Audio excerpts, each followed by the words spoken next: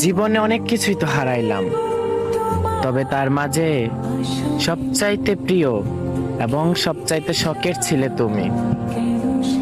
গল্পটা হতে পারে অল্প, তবে মৃত্যুর আগ পর্যন্ত আমি ভুলবো না এই পৃথিবীর বুকে কোনো এক ক্ষুদ্র মানুষকে ভালোবেসেছিলাম। তবে প্রতিনিয়ত তার কাছে আমি যা পেয়েছি, অবহেলা, লাঞ্ছিত, কষ্ট ছাড়া আমি আর কিছুই পাইনি। সে আর কিছুই দেয়নি আমাকে। তবে আমিও হাল ছাড়ার পাত্র ছিলাম না। অনেকটা চেষ্টা করেছিলাম, প্রতিনিয়ত চেষ্টা করেছি তাকে আমার করে নেওয়ার। তবে আমি ব্যর্থ। কেন জানেন? সে একটুও চায়নি আমার হওয়ার। সে যদি চাইতো, তাকে পাওয়া আমার পক্ষে এতটা অসম্ভব ছিল না।